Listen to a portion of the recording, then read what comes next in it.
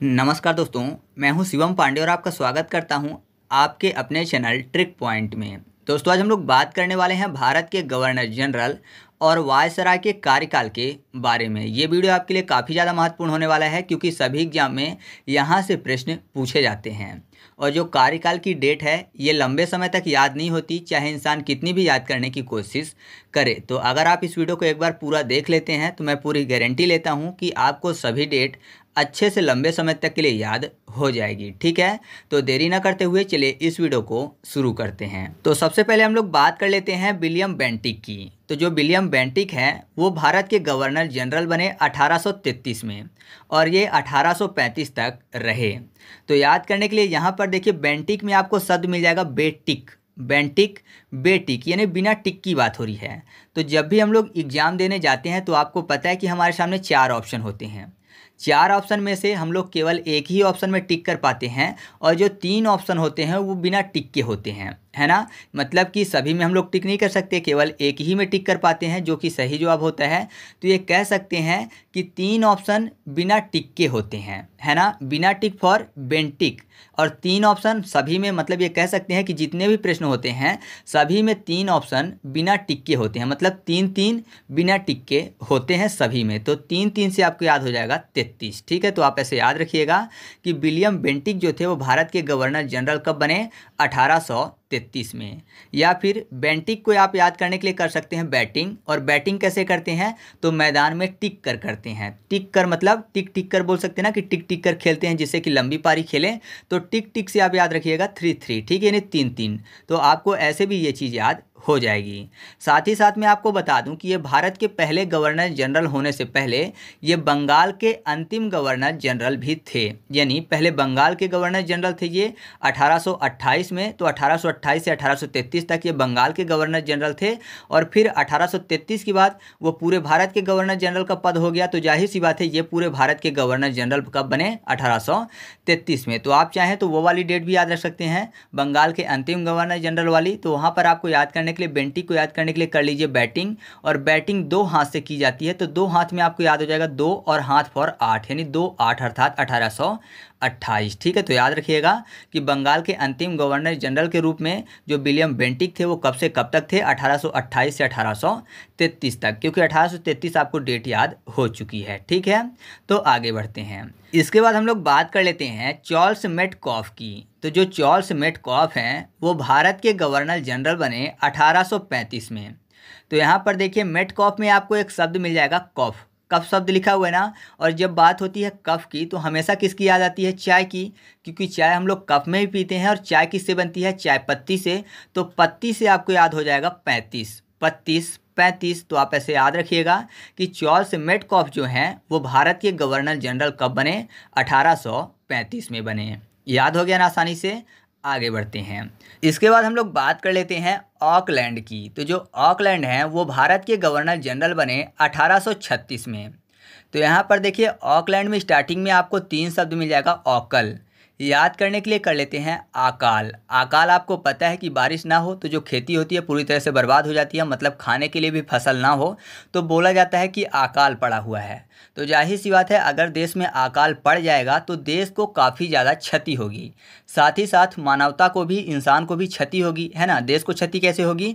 देश की जो आर्थिक स्थिति है वो कमज़ोर हो जाएगी और इंसानों को भी क्षति होगी, क्योंकि खाने के लिए भोजन नहीं मिलेगा। तो जाहिर सी बात है बहुत सारे लोग बीमार हो जाएंगे, कुपोषित हो जाएंगे और बहुत सारे लोग मर भी जाएंगे भूख से। तो जाहिर सी बात है अकाल पड़ने से क्षति होती है, तो क्षति फॉर 36 और अकाल से ऑकलैंड। ठीक है, तो आप ऐसे याद रखिएगा कि ऑकलैंड भारत के गवर्नर जनरल कब बने? 1836 में। ठीक है, तो ये 1836 से 1842 तक भारत के गवर्नर जनरल थे।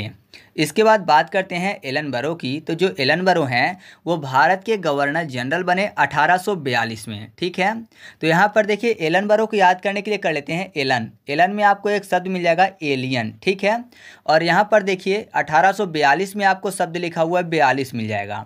तो एलियन और बरो को कर लेते हैं बोरों। ठीक है, बोरों में भरने की बात हो रही है। तो ऐसा समझिए कि एलियन को किसी ने कैद कर लिया है, बोरे में भर लिया है। तो जाहिर सी बात है अगर आज के टाइम पे एलियन मिल जाएगा तो उसको पकड़ के ले जाएंगे और उस पर रिसर्च करेंगे, या फिर ऐसा कहिए कि अगर वो हमारी भाषा बोल पाएगा तो उससे बहुत सारी चीज़ें पूछेंगे, मतलब एलियन से बयान लेंगे। तो बयान लेना फॉर बयान लिहिस 42, ठीक है। तो आप ऐसे याद रख सकते हैं कि एलन बरो भारत के गवर्नर जनरल कब बने, 1842 में, क्योंकि अगर एलियन आ जाएंगे धरती पे तो जाहिर सी बात है उनको पकड़ के ले जाएंगे, रिसर्च करेंगे और उनसे बयान लेंगे, उनसे बहुत सारी चीज़ें पूछेंगे। तो बयान लिहिस फॉर 42, ठीक है। तो आप ऐसे इस पॉइंट को याद रख सकते हैं। इसके बाद हम लोग बात कर लेते हैं हार्डिंग फर्स्ट की। तो जो हार्डिंग फर्स्ट हैं ये भारत के गवर्नर जनरल बने 1844 में। तो यहाँ पर देखिए हार्डिंग में आपको एक शब्द मिल जाएगा हार्ड। हार्ड मतलब क्या होता है, कठोर। तो जाहिर सी बात है जो चीज़ हार्ड होती है वो जल्दी चूर चूर नहीं होती। चूर चूर होने का मतलब तो आप समझ ही रहे होंगे कि टुकड़े टुकड़े हो जाना। तो जाहिर सी बात है जो चीज़ हार्ड होती है, जैसे पत्थर हार्ड होते हैं, तो वो आसानी से चूर चूर नहीं होता। तो चूर चूर से आपको याद हो जाएगा 4-4। तो याद रखिएगा कि हार्डिंग जो फर्स्ट हैं वो भारत के गवर्नर जनरल कब बने, 1844 में बने, ठीक है।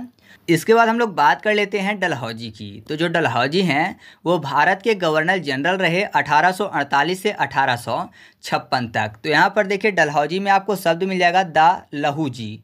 डलहौजी द लहूजी, लहू मतलब रक्त होता है और रक्त कब निकलता है, जब हमको चोट लगती है।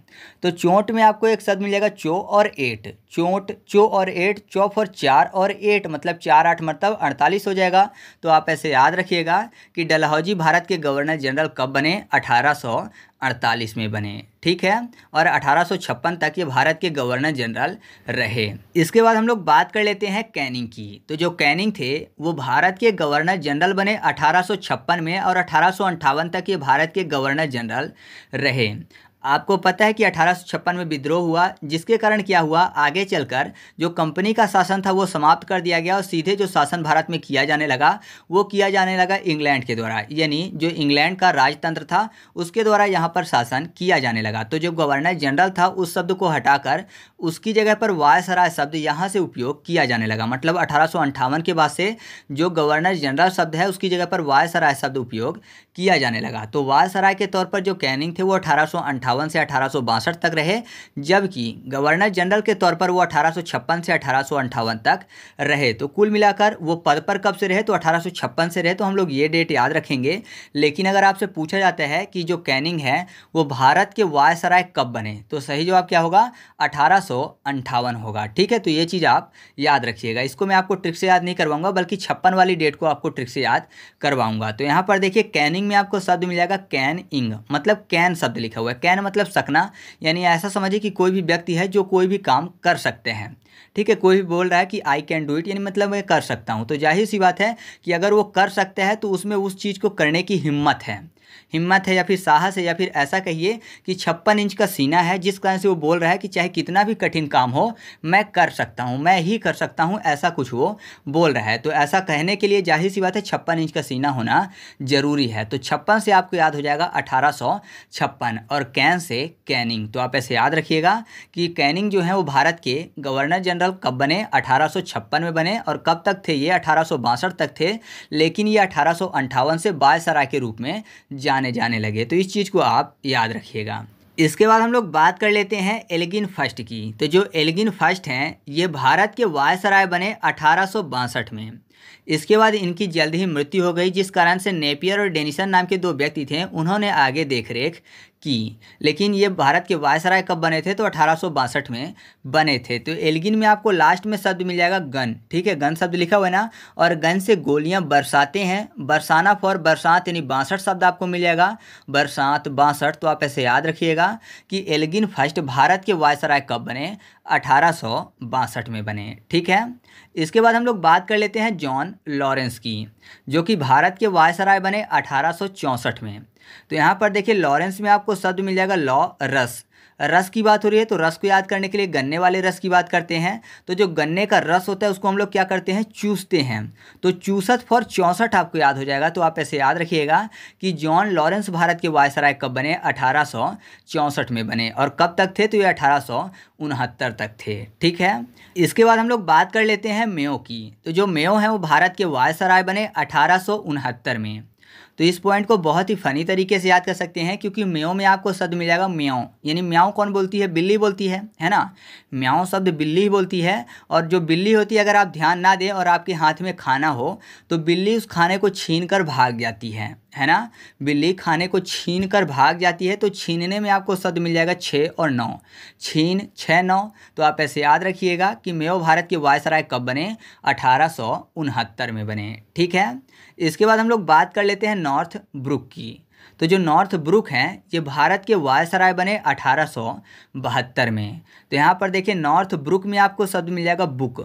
और बुक हम लोग क्यों पढ़ते हैं? जिससे कि हम लोग बेहतर हो सकें या फिर अपनी ज़िंदगी बेहतर कर सकें। जाहिर सी बात है, अगर हमको ज्ञान प्राप्त होगा तो हमारी जो लाइफ है वो बेहतर होगी पहले से। तो आप ऐसे आसानी से याद रखिएगा कि बुक हम लोग अपने बेहतर होने के लिए पढ़ते हैं, तो बेहतर फॉर 72। तो आपको याद हो जाएगा कि नॉर्थ ब्रुक जो है भारत के वायसराय कब बने? 1872 में बने, ठीक है। इसके बाद हम लोग बात कर लेते हैं लिटन की। तो जो लिटन है वो भारत के वायसराय बने 1876 में।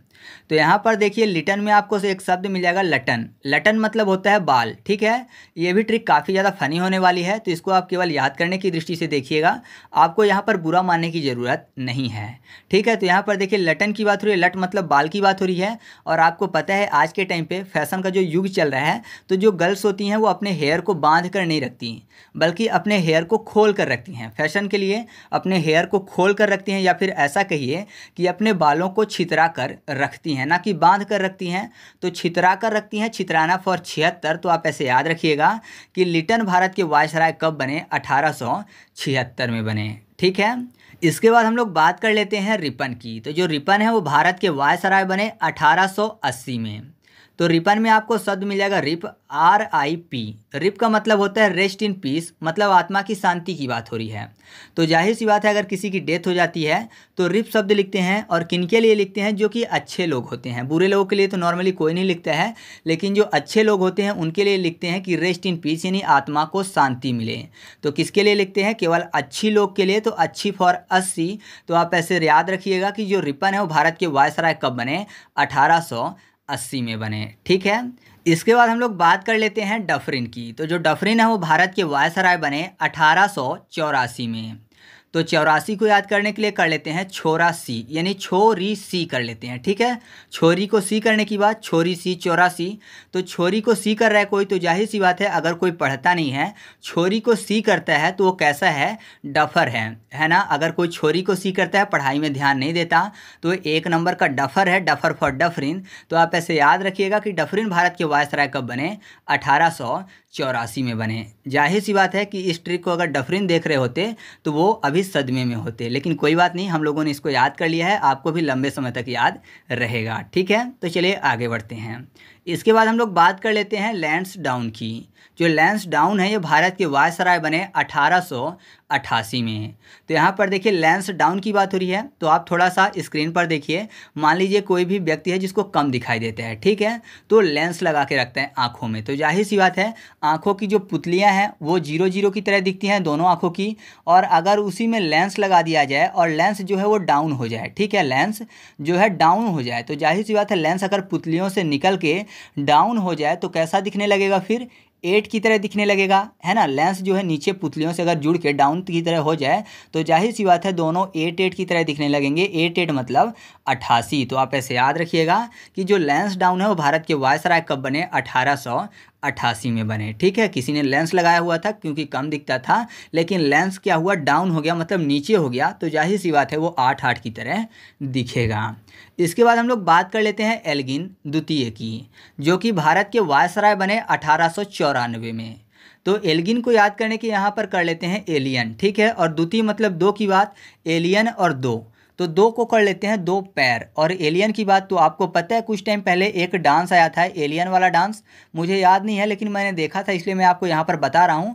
मैं कोशिश करूँगा कि आपको स्क्रीन पर दिखा पाऊँ, अगर मुझे मिल जाएगा तो एलियन 2 पैरों से डांस कर रहा है। डांस कर रहा है मतलब नाच रहा है। नाचने में आपको शब्द मिल जाएगा 9 और 4, नाच। तो आप ऐसे याद रखिएगा कि एल्गिन जो द्वितीय है वो भारत के वायसराय कब बने?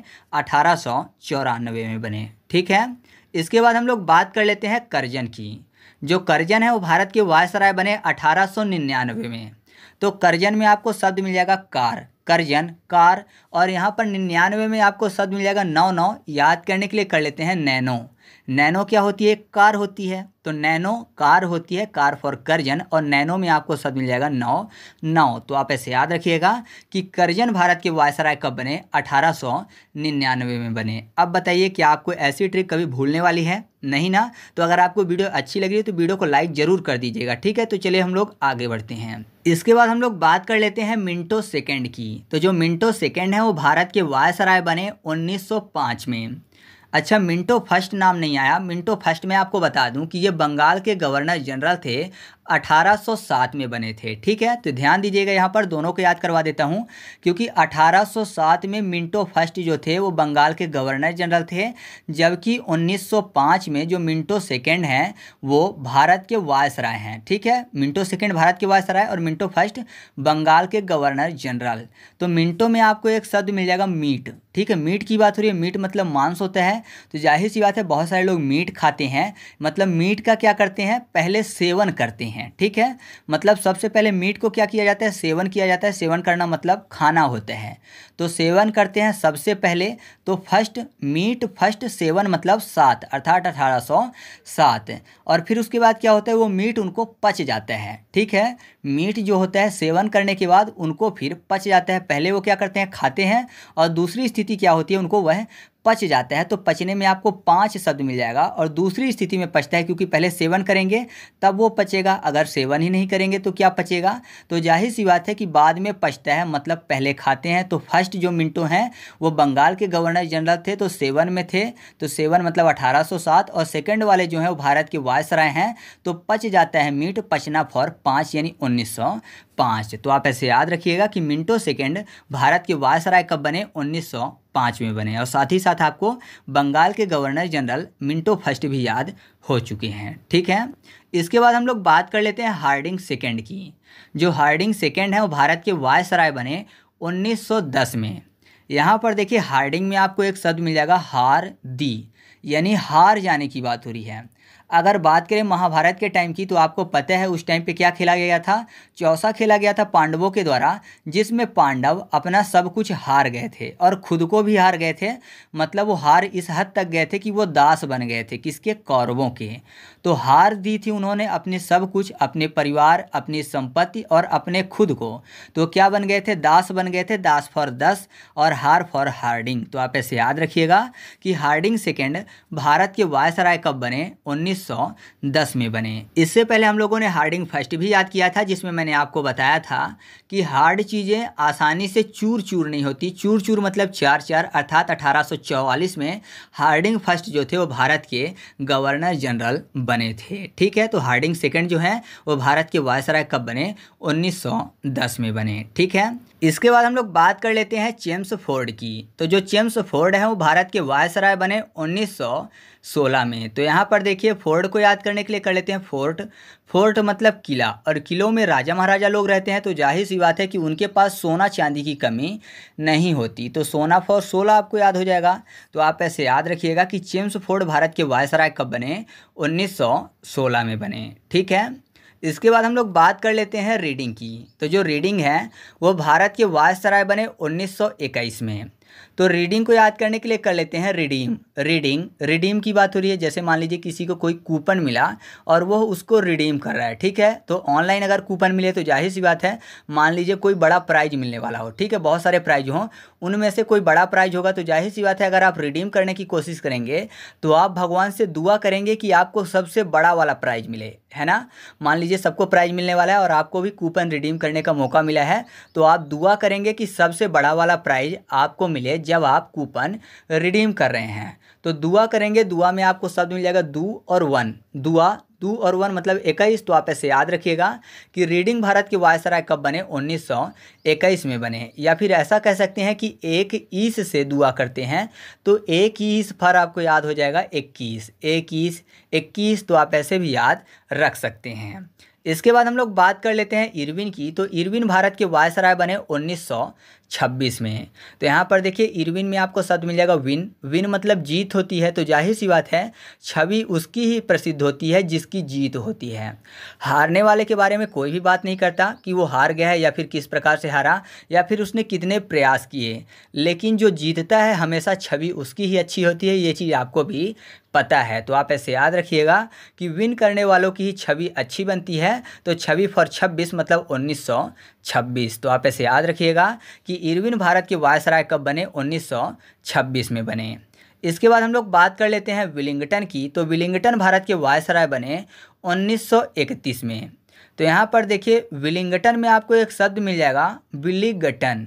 विलिंगटन यानी बिल्ली गट शब्द मिल जाएगा आपको, यानी ऐसा समझिए कोई बिल्ली थी वो गट कर गई या फिर चट कर गई। ऐसा समझिए कि जाहिर सी बात है बिल्ली क्या पीती है, दूध पीती है, तो मिल्क रखा हुआ था तो बिल्ली गट कर गई पूरा, मतलब पूरा उसने ख़त्म कर दिया। तो जाहिर सी बात है कि अब टी भी अगर बनानी होगी तो एक टी के लिए भी मिल्क नहीं बचा होगा। क्यों? क्योंकि बिल्ली गट कर गई पूरा मिल्क, तो जाहिर सी बात है एक टी के लिए भी मिल्क उसने नहीं छोड़ा। तो एक टी फॉर 31, ठीक है, एक टी। तो आप ऐसे याद रखिएगा कि विलिंगटन जो है भारत के वायसराय कब बने, 1931 में बने, ठीक है। इसके बाद हम लोग बात कर लेते हैं लिनलिथगो की। तो जो लिनलिथगो हैं वो भारत के वायसराय बने 1936 में। तो यहाँ पर देखिए लिनलिथगो को याद करने के लिए कर लेते हैं लाइन लेंथ गो। लाइन लेंथ की अगर बात करते हैं तो क्रिकेट में बॉलर की बात करते हैं कि लाइन लेंथ पे बॉल फेंकेगा तभी अच्छे से बॉलिंग हो पाएगी, नहीं तो बहुत ज़्यादा रन पड़ेंगे। तो जाहिर सी बात है लाइन लेंथ में अगर बॉल नहीं फेंकेगा तो कैसी फेंकेगा, बॉल तिरछी फेंकेगा, आड़ी तिरछी, मतलब कि लाइन लेंथ में बॉल नहीं फेंक रहा है। तो तिरछी में आपको शब्द मिल जाएगा 3 और 6, तिरछी तीर 6 यानी 3 6 आपको शब्द मिल जाएगा अर्थात 36। तो आप ऐसे याद रखिएगा कि लिनलिथगो जो है भारत के वायसराय कब बने, 1936 में बने। तो जाहिर सी बात है लाइन लेंथ में बॉल नहीं फेंक रहा है, तिरछी फेंक रहा है, तो अगर तिरछी फेंकेगा तो जाहिर सी बात है क्षति उसको ही होगी, मतलब रन ज़्यादा पड़ेंगे। तो 36 से भी आप 36 याद रख सकते हैं। इसके बाद बात कर देते हैं वॉवेल की। तो वॉवेल जो है भारत के वायसराय बने 1943 में। तो वॉवेल में आपको शब्द मिल जाएगा विल। विल मतलब होता है अच्छा, ठीक है। तो जाहिर सी बात है अगर कोई अच्छा करेगा तो ताली बजेगी, ताली फॉर 43, ठीक है, 43। तो आप ऐसे याद रखिएगा कि वॉवेल जो है भारत के वायसराय कब बने, 1943 में बने, ठीक है। इसके बाद हम लोग बात कर लेते हैं माउंटबेटन की। तो जो माउंटबेटन है वो भारत के वायसराय बने 1947 में, और ये भारत के अंतिम वायसराय भी थे। तो यहाँ पर देखिए माउंटबेटन में आपको शब्द मिल जाएगा माउट बेटा, ठीक है, यानी ऐसा समझिए कि माँ बोल रही है बेटे को कि बेटे क्या न कर, शैतानी न कर। जाहिर सी बात है छोटे बच्चे जो होते हैं शैतानी करते हैं, तो माँ हमेशा बेटों को बोलती है, यानी बच्चों को बोलती है कि बेटा शैतानी नहीं, शैतानी फॉर 47। तो आप ऐसे याद रखिएगा कि माउंटबेटन भारत के वायसराय कब बने, 1947 में बने, ठीक है। तो इस तरीके से अपना ये वीडियो कंप्लीट हुआ। इसके बाद जो अगली वीडियो आएगी वो आएगी भारत के वायसराय या फिर भारत के गवर्नर जनरल या फिर बंगाल के गवर्नर या फिर बंगाल के गवर्नर जनरल के कार्य पर, ठीक है, यानी किस कार्य को किसने किया है उसको भी हम लोग ट्रिक के माध्यम से याद करेंगे। तो अगर आपको ये वीडियो अच्छी लगी हो तो वीडियो को लाइक कर दीजिएगा और ज़्यादा से ज़्यादा वीडियो को अपने दोस्तों के साथ भी शेयर करिएगा। और आपकी स्क्रीन पर जो प्रश्न दिख रहे हैं उनके भी उत्तर आपको कमेंट करके बताना है। साथ ही साथ मैं आपको बता दूं कि अगर आप इसका फुल MCQ टेस्ट सॉल्व करना चाहते हैं तो टेलीग्राम पर जाकर सर्च करिएगा ट्रिक पॉइंट क्विज और ग्रुप को ज्वाइन कर लीजिएगा। वहाँ पर मैं इसका फुल PDF भी दे दूँगा आपको और साथ ही साथ क्विज भी सॉल्व करवा दूँगा, ठीक है। तो चलिए मिलते हैं अगले वीडियो में, तब तक के लिए जय हिंद।